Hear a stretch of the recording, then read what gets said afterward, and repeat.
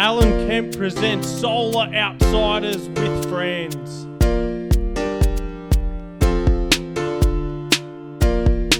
The Kemp song. Alan Kemp is a solar king. Alan Kemp is a good salesman. Alan Kemp is a good CEO. Alan drives really cool cars. Alan Kemp knows his stuff when it comes to panels and inverters. Kempy knows he's a genius. Kempy is an atheist. Kempy, he's the man. Solar king, king of Brisbane. Solar god who has a big dick. I've got a big dick. Yeah, Kempy. Alright, everyone. Welcome to another episode of Solar Outsiders. I'm your host, Alan Kemp. Today on the show, we've got a bit to talk about. We've got Lewis Shepherd, aka the Solar Pest. He's from Perth. He's from Go Solar. He tells us, he rings up every time we ring him up, connect with him and ask him what's going on. What's the new panels out? What's the new inverters out? What's the new battery out? He's just got a new battery, the Jinko Suntank, I believe it is. We'll have a chat to him about that. We'll have a chat to him about Leapton that he used to spam the internet with, and that's finished up now. So I'll ask him what's going on there. And then later on the show, we'll have Professor Olle Johansson from Sweden, and he's going to talk to us about how dangerous the world is becoming. We're putting solar inverters on, Wi-Fi, adding Wi-Fi to the environment. He believes it's not good. He believes he's got research to back up why it's not good, why it can be potentially dangerous to drive EV cars. We're just having a chat with him to see what's going on there. Is solar the industry to blame or, contributing to the rise of EMFs? I don't know anything about it, but let's ask him about it.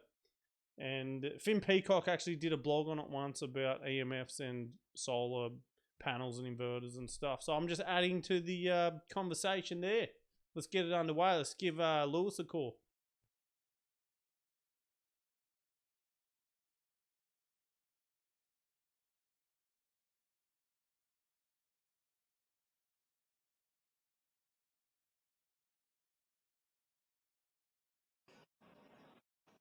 All right, so we've got the pest here, the pest from Go Solar, Mr. Lewis. How are you, Lewis? I'm good, yourself? I'm good. Now, Lewis and I, we actually met up and met each other in the flesh, a few weeks ago, a month ago in Bangkok. We were both there together. And, thought I'd meet him in flesh. He wasn't too bad of a bloke, actually. So, chatted a bit about solar and what's going on. He was filling me in on Perth, the Wild West. And, here he is. So, he's on the show, and we're going to talk about what's going on. Lewis is our ear to the ground in all the solar wholesale industry, and sheds a bit of light on the news and his predictions of what's coming and what everyone, all the other retailers like ourselves, are calling people up like him and placing our orders so he can give us a bit of a feedback. So, Lewis, but people might say, he only deals with Perth, but you sell in Sydney and Brisbane. Yeah, we're nationwide. The only states that we don't have warehousing in would be the Northern Territory, the ACT, and Tasmania, but we're nationwide. Who cares about those places, eh? No, fair enough. So, what's going on? So I've seen you boasting about these new Jinko battery. Tell us a bit about that. Well, Jinko started into storage in the European market, and now they've decided to roll it out into the Australian market. It's an all-in-one solution, so for the end user's point of view, they can buy a Jinko system, which will consist of Jinko panels, Jinko inverter, and Jinko batteries. I'd say they're on the money. But what a lot of installers don't understand is if you install solar with a battery, then you can claim STCs up to whatever the spec sheet says of the inverter. So, for example, the spec sheet for the Jinko inverter says 550 volts per MPPT, which means you can install 12 panels per tracker as long as it's under that voltage range. So with the new Jinko N-Type 475 watt modules, which are currently in stock, you can put 24 of those on if it's 12 per string, which will give you around about 11.6 kilowatt, and you can and that's on a 5 kilowatt inverter. So, and you only need to put one battery on, which could be a 2.56 kilowatt hour, to access that extra incentive. And then the batteries are modular, so you can have from 1 to 10 batteries. So you can, the customer can start off with just 2 batteries, and they can go up to 10 at a later date. It has a inbuilt EPS system, so if there is an outage, then certain loads can still be used, and the system will then function as an off-grid inverter. So so this, you can have up to 25 kilowatt hour of storage sitting there.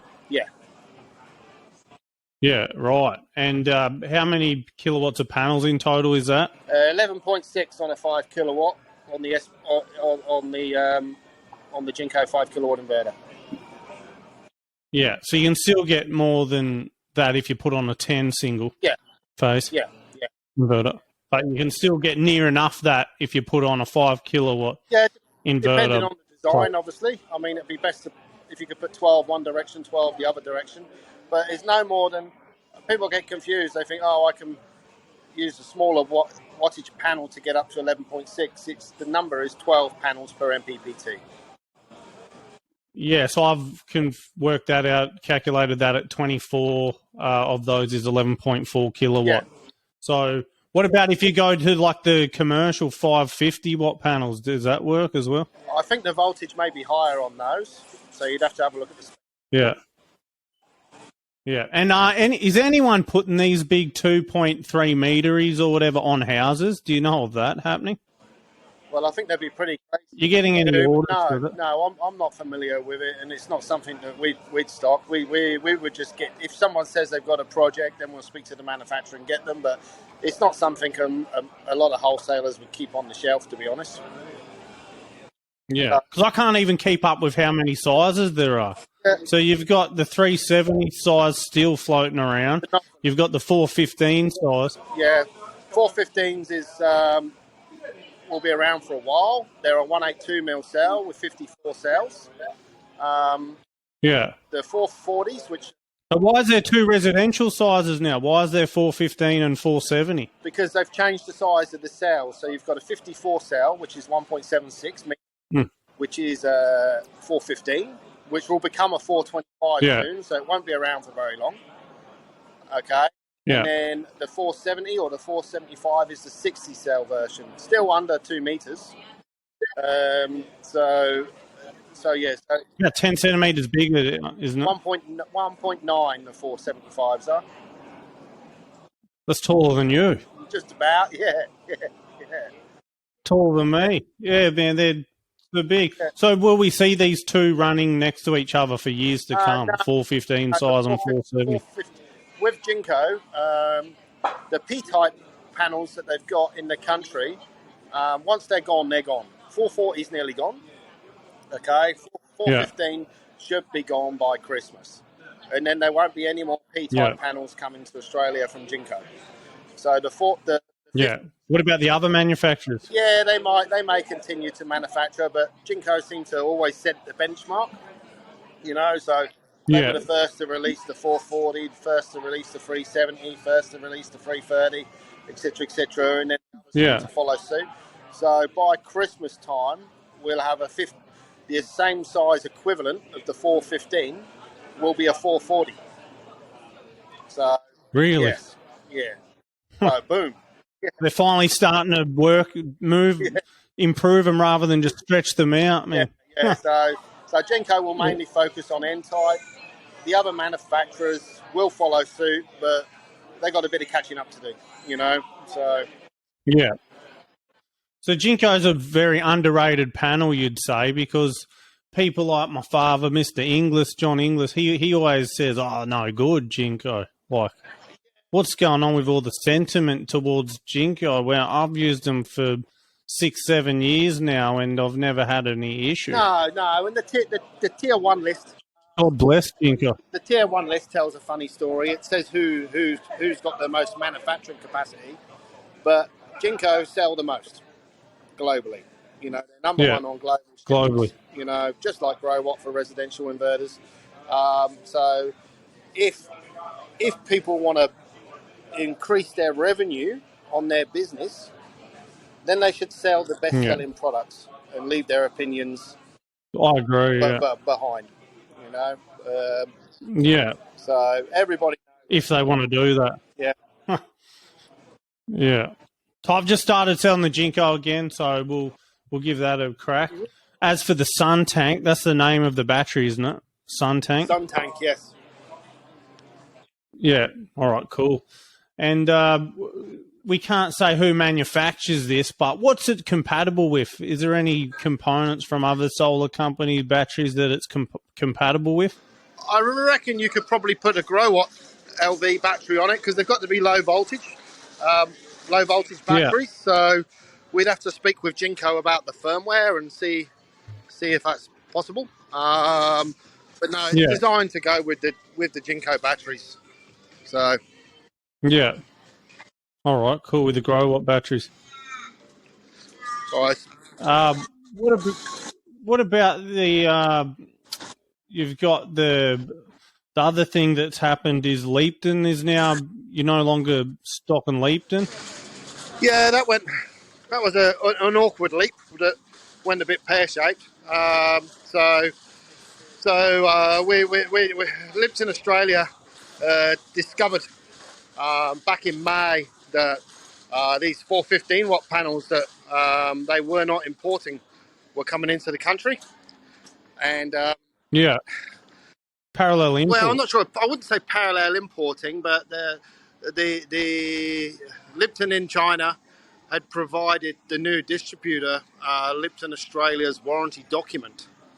So customers are jumping onto Leapton.com.au website, and then they're calling Leapton and saying, "Oh, what about these 415 watt panels, etc., etc." I knew they were coming into the market. The directors of Leapton Australia wanted to put a note out to say, "Hey, these panels are not imported by us," but I just asked for some patience because I still had lots of Leapton 440 stock that needed to move. But yeah, they were getting bombarded. So in July, I think it was July number 13, they updated the Leapton.com.au website and said that just put a warning message up that Leapton Australia, because they were listed as the warranty agent, we're not responsible for importing these panels. So please do not contact them. So that set off a few sparks, and obviously we shared that online just to let people know. Now, you would think, out of respect to your local partner who put them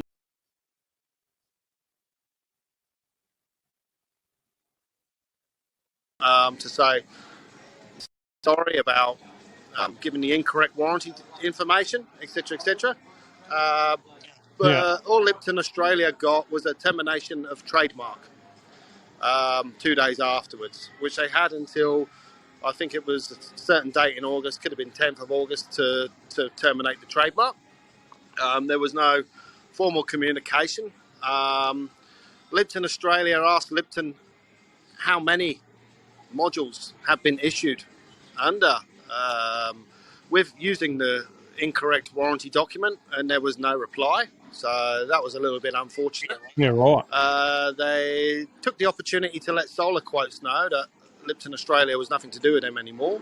But Leapton Australia had no communication from them. So on the 10th of August was the day that they had to close the trademark. They had no choice but to update the website and just share the facts and update the public why the business was closed. The email was sent to Leapton to ask if they disagreed with any of the content that was going to be uploaded onto the leapton.com.au website. And this time they got a reply was, please do not share this. But then another email was sent back, do you agree or disagree with the content? And there was no reply. So they posted up,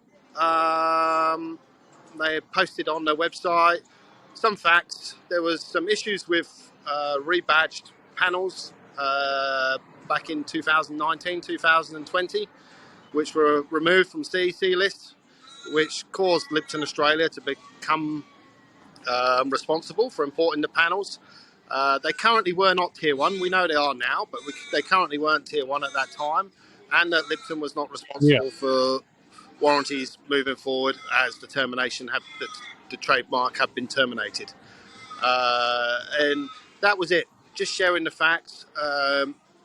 I said to all my customers that the Leapton arrangement would be coming to an end, and I did give them prior notice, and because I knew it was on the cards. And if anybody comes to me and asks for a warranty issue, I will do my best to resolve it still, because we have kept some old stock to be able to deal with this. But it's disappointing for me because I'm all about sales and brand awareness, etc., and we put a lot of work into it. But the lesson I've got,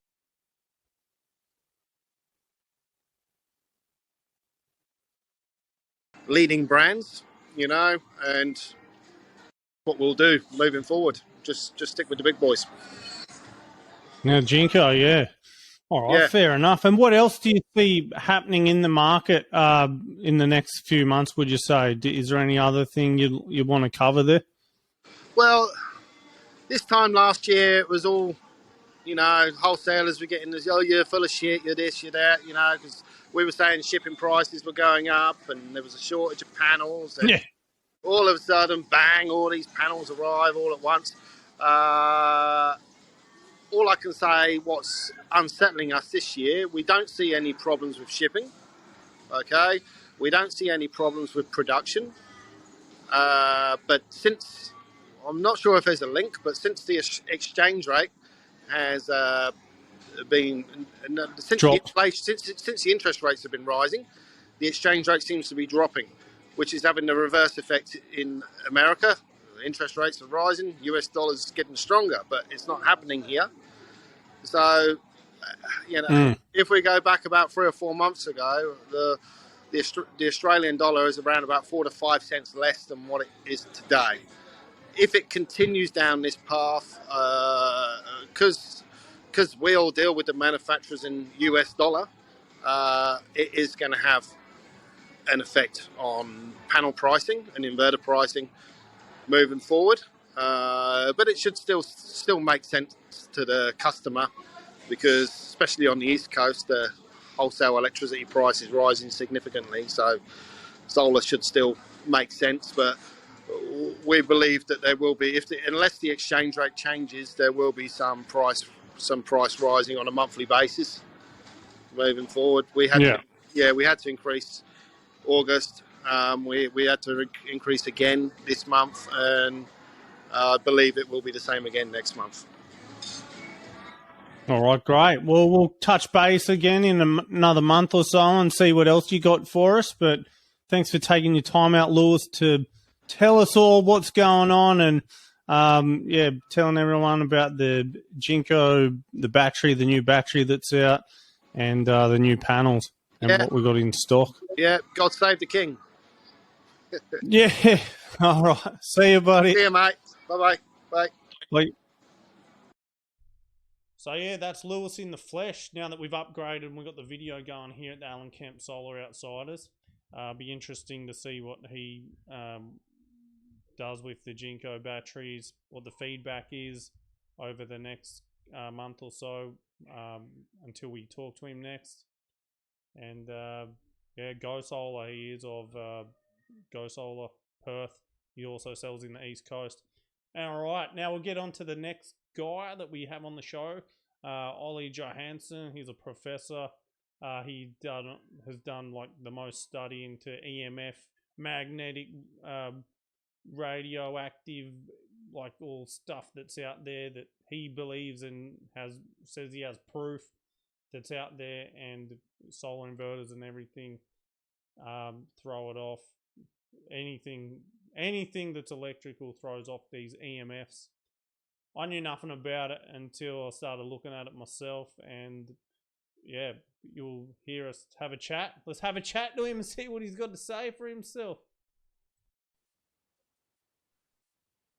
All right, everyone, welcoming to the show Mr. Olle Johansson from Sweden. Olle, I believe you're a scientist, you're a professor in basic and applied neuroscience, whatever that means. What can you tell us? Did I get it right? Oh, you did get it right. And I know a little bit about the brain, the spinal cord, and the peripheral nerves in our bodies, and how they interact with other cell types, and of course also interact with the surrounding environment, in which you would find different types of chemical or physical exposures, including electromagnetic fields of artificial man-made nature. Yeah. So the reason why people are like, why have you got this guy on here? The reason why we've got you on here, because the world's obviously getting more EMF, and I'll tell you how I got looking into that. EMF busy, I guess you could say. And I got looking in this a couple of years ago. This lady was like, no, you can't come and put the Wi-Fi on the inverter, on the solar inverters, because we install a lot of solar. And I went, what are you talking about? And then I just did a bit of research. Your name popped up in quite a bit of it, and it looks like you're like the EMF scientist of, the world, and you probably know or have witnessed the most out of anyone on this world. But even you yourself, you just said you know so little about it, because as a scientist, I guess you're always learning. But what do you know of this lady that said to me, no, you can't plug the Wi-Fi in? It was actually her husband, the husband, and he goes, don't do that, she'll divorce me. I'm like, is it that bad? Yeah. So does she have a valid argument about no Wi-Fi on these solar inverters? Well, I cannot comment upon the divorce risk, of course, but yes, she is indeed very right, and her question is relevant and valid. And if you look around in the scientific literature, you would see that a lot of papers, and we are talking about tens of thousands of peer-review-based scientific publications and reports, points to that there are dramatic risks, for instance, starting at the bottom with bacteria, moving up into plants, insects, other types of animals, as well as human beings, when it comes to adverse health and biological effects of artificial electromagnetic fields, but from all types of sources and gadgets. And of course, this is one being mentioned here. There are a lot of other such sources. And when you arrive at the modern workplace or home, I am always struck by the number of DECT phones, wireless indoor telephones, private cell phones, company cell phones, wireless laptops, wireless internet, blah, blah, blah. There are so blah, many. Blah. That's Greta. That's like a Swedish. Oh, that's Greta. Yeah. You got that from Greta. Yeah. Yeah, indeed. And So there are so many sources, and on top of that, you have to add the modern environment regarding also chemical exposures, stress, social interaction issues, etc., like divorce, for instance. Yeah. So there are many things boiling together, but from a scientific point of view, it's very clear cut that there are dramatic alterations in our surrounding environment. You probably have heard about the enormous reduction in insects and especially pollinators. Many countries reporting losses over 90%. So for me, it's surprising that grown-ups here in Sweden, for instance, or elsewhere, don't stand up in unison and just scream in fear, regardless of the reason for these reductions. But when scientists have done test tube experiments, laboratory experiments, these pollinators, they don't like cell phone radiation, and others, on the other hand, seem to like it very much. Like bacteria, they go into a defense mode and become antibiotic resistant.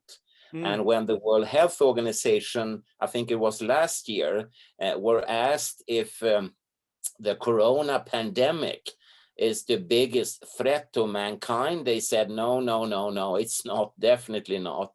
And then the reporter asked them, what is then? And then they said, that's antibiotic resistance in healthcare. And again, with the very famous experiments being done on ordinary bacteria, exposing them, for instance, to old-fashioned GSM 2G mobile telephony or super modern Wi-Fi router exposures, and turning them into strands of antibiotic resistant bacteria. That is scary, of course. Yeah, right. So it can actually make normal bacteria that we can kill with antibiotics antibiotic resistant. It's contributing to the rise of antibiotic resistance. Yeah. And I remember when I read an article in 2017 from the United States. At the very same time here in Europe, the G20 countries had a specific meeting only about the antibiotic resistance in European healthcare, killing at that time approximately 25,000 people prematurely here in Europe. And it was said that by the year 2050, more than 10 million people would die too early around the world due to the same type of antibiotic resistance. But if you merge the G20 discussion with the data from experiments, then these 10 million could easily become like 8.7 billion people, because we would then again start dying from a splinter in your thumb, which we today still can treat in hospitals and healthcare, but maybe by the time 2050, the antibiotics will not work any longer. And I called a relative who is an orthopedic surgeon, and she said that it's a dramatic situation and someone has to come up with a new antibiotic type that would function. And if not, she just shook her head, So it is a serious situation for sure. Yeah, right. Unleash the bacteriophages, huh? Yeah. So. Right. Well, so what's going on with I didn't know it can get that bad. So we do have one guy who's quite active in the solar community, Ian Giddis, and he 95% of people saying, yeah, I'll put a post up saying, is this EMF stuff true related to solar? Should we slow down and maybe stop installing so much stuff before we test it? And Giddis said, yeah, I was a bit of a skeptic until they pumped out a 5G what's it called, tower in my backyard across the road, and he reckons he's seen all the trees die around it within the next 6 months or so. I mean, when it comes to,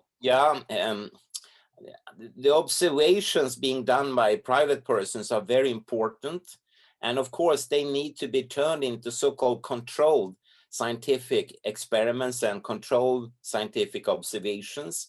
So it's too early to say, but in laboratory experiments using plants of different types and seeds, they are badly affected. So yes, that's a true possibility. although when I look around, like here in Sweden, I don't see the same effect as being reported from other countries, but that could depend on the differences in plant types as well as differences in technology. And we have tried to get money to do different types of studies and projects. But since I'm retired, we cannot apply at the ordinary normal governmental funds. And when we do try to apply at different places, the most common answer is no, it's nothing to worry about. But I do worry when I read, for instance, last year that more than 90% of the bumblebees in the United States are gone. When I read this year that more than 90% of the honeybees in Canada are gone. And when I look around where I live here in Sweden and practically see no insects whatsoever, and I know about the projects and studies being published regarding the interaction of cell phone radiation with insects, especially pollinators, and to make a long story short, they don't like it. And therefore, we want to do controlled experiments. And I am, as you know, from the Karolinska Institute and the Royal Institute of Technology. So maybe I shouldn't say this, but I know my trade. I know how to perform controlled studies. And I'm surprised that society doesn't want me to do it. Private persons, yes, but the governmental organizations and the big other types of organizations, they show no interest whatsoever. Yeah, And maybe you read that Albert Einstein, the famous physicist and Nobel laureate, he said that without pollinators, mankind would survive for at most 4 years. And I think he was rather optimistic, to be honest. I think parts of mankind could go down much sooner than that. And with less than 10% of these kind of insects being left, well, at least I stand up in the underground in Stockholm and scream silently, in a sense, you know, because I am worried. I'm old, so I may not be hit by this at all. But I'm looking at small children, babies in baby prams, thinking, what are you going to eat? Are you going to eat the monetary bills people don't want to part from today? Are you going to eat the money in the future? And you know, you cannot. So it's a dire situation, I would say. Yeah, right. So just in terms of that, you said you're retired, but I did a bit of reading and it looks like you kind of got pushed out because what you were unearthing and trying to say, hey, look at this, they didn't like it. Yeah, that's very true, unfortunately. And it wasn't because you got one of these things on like all the time. You got one of these? Yeah, I don't have one of those. I don't need it because I don't sense anything. But as you know, if you look around in the world, and we're coming back to the initial lady you mentioned, there are in the order of 350 million or more electro-hypersensitive persons. And now we are only talking about human beings. We don't know about animals. For instance, rats, dogs, cats, birds. Have they also become electro-hypersensitive? And for instance, here in Sweden, we see I would say quite a big decrease in the number of special insect-eating small birds. And of course, that could be a consequence of the radiation exposing the insects and killing them off. But also EMF there could is be radiation. Yeah, and it could be also a direct effect on the very birds. So everything is at stake. And again, you know, I have written to all the major environmental and animal protection agencies in the world, all the big names. No one has even replied.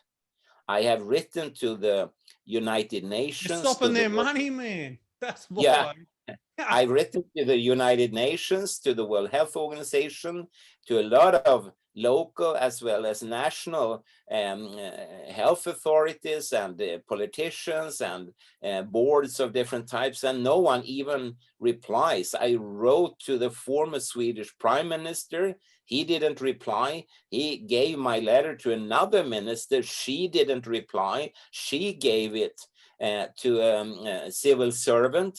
And to quote Greta Thunberg again, the reply we actually got was just blah, blah, blah. It was no content because the poor lady, she didn't understand our questions. And therefore she was unable to reply in an adult way. Right. Well, maybe you could try her again, I guess. But do you have like your own private military protecting you, or what? Like, this sounds pretty crazy, man.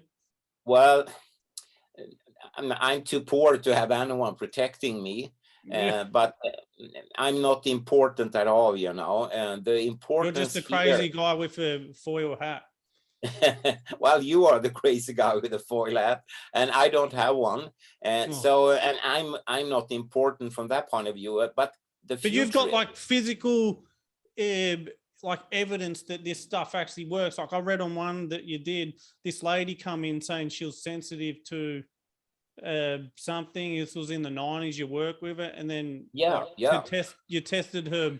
Her biopsy tested the cells on her face or something, and then it came out it was true, and then you're like, oh wow, so all that other stuff you're saying must be true, where she reckons she felt the oven working and stuff like that. So all this stuff actually happens that me and you can't feel, that these people can feel, and there's proof of it. Yeah, and you know, here in Sweden, electron hypersensitivity is not an illness, but it's a recognized functional disability.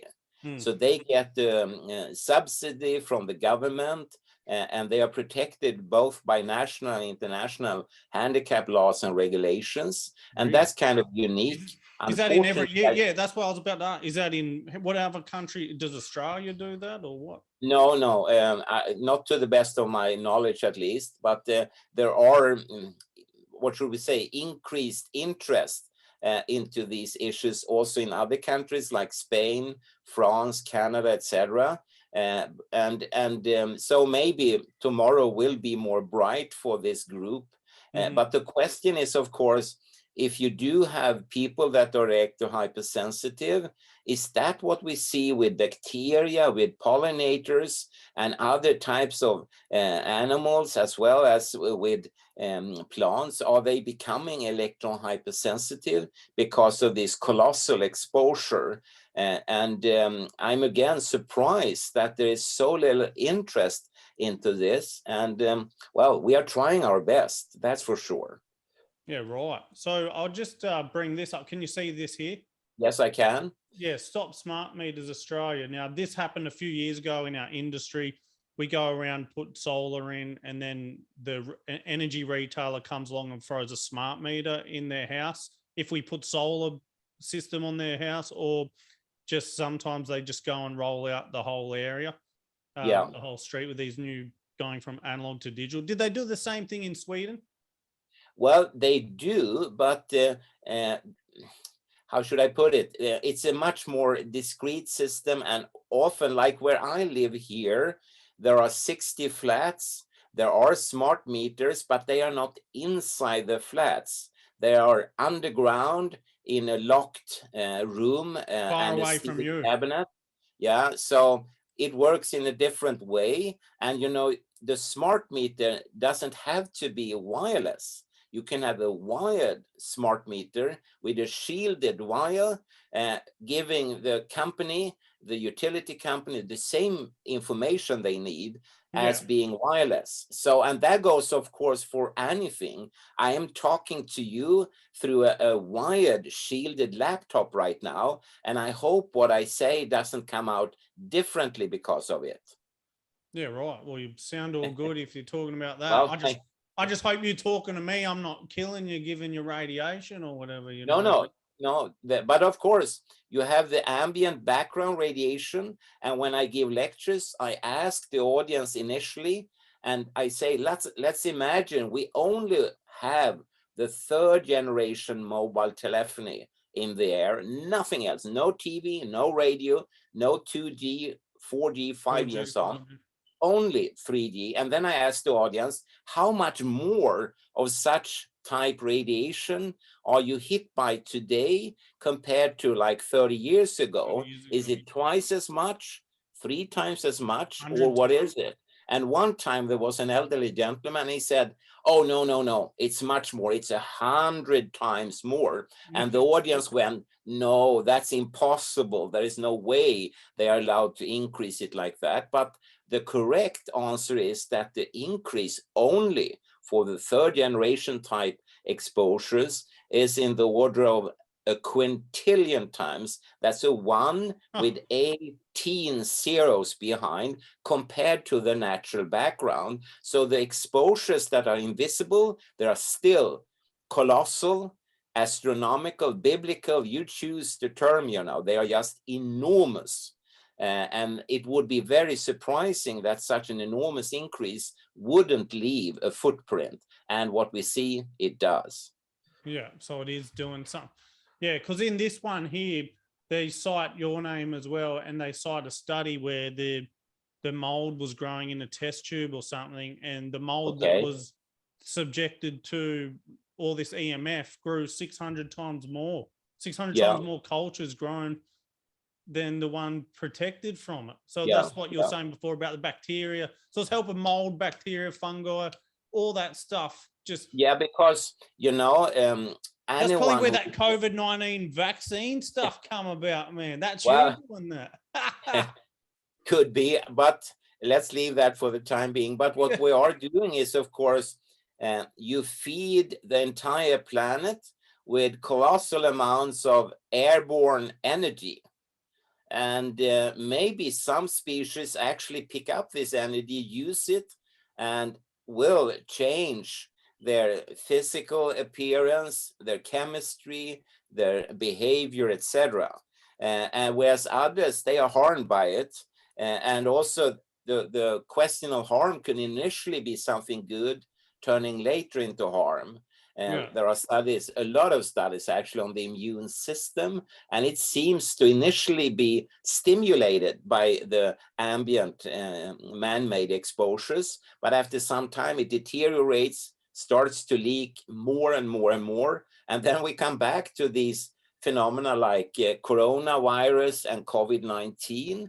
Is that an effect of that we have fed the system at one point with too much energy, activating it, at other points like the human beings, deteriorating the immune system capacity? It's a speculation, but it's interesting that, again, no one wants us to investigate it. Yeah. Right. So I've got a few questions here. Like in the 90s, like you hear in the early 90s, all these people were coming on TV going, I got a brain tumor from using a mobile phone for 3 years. And then that kind of all fizzled out in like by 2000 because everyone was using them for 15 years by that time. And now look, I'm been using one for 20 years and I haven't died yet. Or, you know what I mean? So is that then... And they're saying it's not brain tumor now, or it's now EMF. Like, is it people breaking, or is it must be people more faulty people more than it is the environment being overloaded? Is that something? Do you understand what I'm saying? Like, yes, I do. And this is a very important question you raise. And to start with the brain tumors, we are at 2022. The exposures here in Sweden from mobile telephony started around the beginning of the 1980s. So it's a very long exposure time. And Sweden has been very techno-prone, so everyone uses and exposes themselves to this. And we do not see an increase in these type of brain tumors in the public incidence. Actually, it's a slight decrease over time. And when you look around in the world, checking for statistically significant increases in incidence of brain tumors, you don't find it. luckily enough, I mean, I'm happy that no one gets a brain tumor from their cell phone. But at the same time, there are very interesting animal experiments like the American National Toxicology Program study pointing to that there could be a risk. But as you said, for each year with this enormous exposure, basically of everyone living on the planet, and you don't see any such increases, neither in human beings or in animals, it points to that the effect might be different. And, if we would talk about extra brain tumors, we can cope with that. But if we lose the pollinators, we cannot cope with that. And also, don't forget the dramatic effect on fertility. There has been exposure studies on male sperm cells showing that they are deteriorated both from a morphological point of view as well as from a functional point of view. And when you look around, like here in Europe, and you ask different countries about the sperm cell quality and count, it's like this, going dramatically and fast down. Again, pointing to that there is some kind of environmental factor, again, making me, how should I say, stressed, not being able to investigate this in a full-scale format from a scientific point of view. I have written, and I don't dare to tell you the title of my paper, but it was something, the telephone, if you can fill in some proper English word there, And I think, yeah. And of course, nowadays, the recommendation is for men not to carry their cell phone close to their testicle. Yeah. So what about like if you go on like Pornhub or something like that, like have it at a distance you recommend or something? Yeah, I mean, I remember 1998 on the west coast of Sweden. I'm currently on the east coast, but on the west coast, you have the second biggest town called Göteborg. And there was, I think it was like a week-long conference called Mobile Phones and Health. And at the end of that, I asked the physicist and I said, hey, you have listened to all these fantastic scientists during the week. They have presented their data.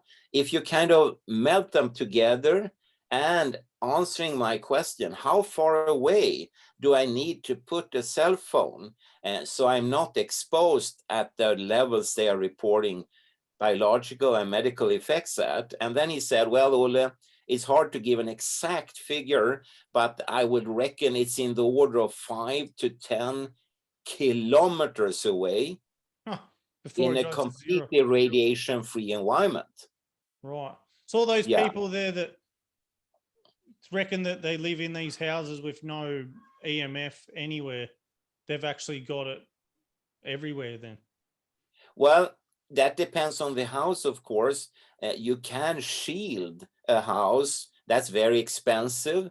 But I mean, there are people that have put money into it, and you can shield it using wave traps, cloths, paints, and so on, But an ordinary building could have low exposure levels, but remember, low compared to what?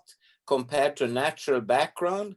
At least here in Sweden, everyone lives in biblical levels of exposure, in astronomically high exposure levels. Imagine. So can any normal person check their home for EMFs? Like, is there any devices or? Oh yeah, I mean, you can buy from different sources, different types of field meters.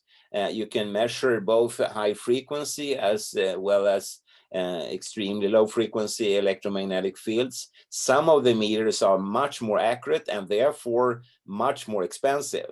But you can get away, I would say, in the order of around 100 to 200 American dollars. And then you would get a very good meter. And then, of course, you can check it. But I would still say it would be kind of a waste of money in the sense that you would not find any natural background.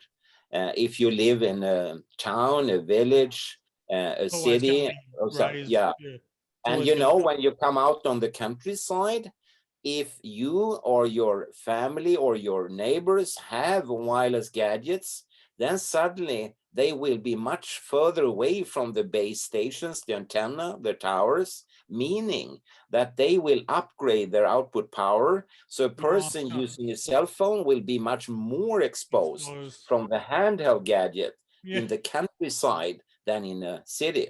Yeah, makes sense if they need to boost more power there. Yeah. And also now with electric vehicles being all the rage, especially in the solar industry, like Carl Jensen got one and all this, he's like, is he going to get like poisoned by this stuff? Does this stuff leak more than your ICE car? Or I mean, and what do you have, a Volvo, Saab, or Scania? What's your car? Volvo? I don't have a car. No, I'm a biker. I'm a biker. So I have a Harley Davidson instead, you know, and they come without any wireless gadgets, I can tell you. They are mechanical. But it's again a very relevant question you put. And I had just the last week a number of discussions with people around the world, especially in North America, because, you know, they're also planning not only electric vehicles, but the whole street or road should be a charger. When you drive your car, it will be automatically charged, meaning that you will be very much exposed. And on top of that, you have the Internet of Things, the 5G, the 6G, with all these small cells everywhere, and on every light post and every fence post and so on, you know, it will be everywhere. And of course, it's in the open. I mean, what will happen? Is this really smart or not? And maybe it will turn out to be a less smart invention and prospect for mankind, but we don't know yet. And I think surprise me, mate. But and it goes back to, you know, it goes back to that more and more commodities are sold to us without any testing. And I remember February the 7th, we are in the year 2019, the Senator Richard Blumenthal in the United States, he asked the Federal Communication Commission, the Food and Drug Association, and representatives of the operators what kind of studies they had before launching 5G to the general public, and they didn't have anything. They had no such studies whatsoever. And he said and concluded, and I like that very much, it is like we are flying blindfolded. But that's what we do these days. We don't, we just get told what to do and not ask questions. And I saw yesterday, you mentioned COVID-19 and vaccines, that obviously the American authorities had purchased, I don't remember the number of vaccine doses, but a month before they were officially cleared for selling them. Oh yeah. I mean, the world is just upside down, I would say, you know. Yeah. It's so odd. People don't think stuff and they just do stuff and then deal with it later. And it's always money, you know. And I know that the Swedish group ABBA is very popular where you live. ABBA, and they have this song about money makes it funny in the rich man's world. Yeah, and it seems to be a very much a rich man's world, and woman, of course, but the rest of the population are kept in some kind of darkness. And they are naive many times. And of course, here in Sweden, at least, most people, they would look like this. They would be looking into these black mirrors and looking for, I don't know what, instead of observing. Whatever gets told to buy the next thing. And instead of observing the real life. And I mentioned before, I'm a biker. And when I go with my motorcycle, I could go like for 150 kilometers. When I come back home, I could have a single spot on my jacket, a single insect that had been crushed against it.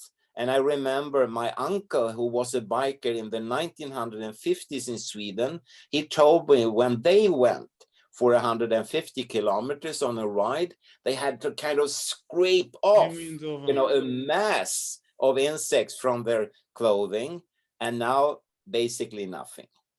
Well, they'd want to do something about that, because that's going to be our food in the next 10, 20 years, apparently. Yeah, I know. And I saw they have these roboticized insects nowadays, completely mechanical.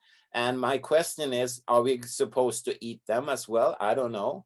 And, there is a very famous photograph on the internet from an American food store where you see these fantastic shelves with fruits, vegetables, nuts, and so on. And then they take away everything dependent on insect pollinators, and the store is practically empty. Yeah, right. Well, so we are coming back to my basic question. Wow, he left us hanging there. Cut out the free version, 40 minutes of recording only. So anyway, he sent me an email and he said, the question was, in the future, are your kids going to eat the monetary bills you today don't want to give to research? So he's of the opinion the world could all blow up because we all didn't slow down and research what we're doing with other things that have gone on right now. Anyway, we prefer to be reactive than proactive, don't we? But anyway, so he's also said he can come back on another time. Maybe the boys at JASP, maybe they can get him on, grill him a bit. Anyway, he's a fan of the show, and we're a fan of his too here at Alan Kemp Solar Outsiders. Righty, I'll leave it till next time. We'll see you in a month or so, see what's going on in the market then, and deliver another sermon. This is Kempy. Get a dog up, yeah, everyone.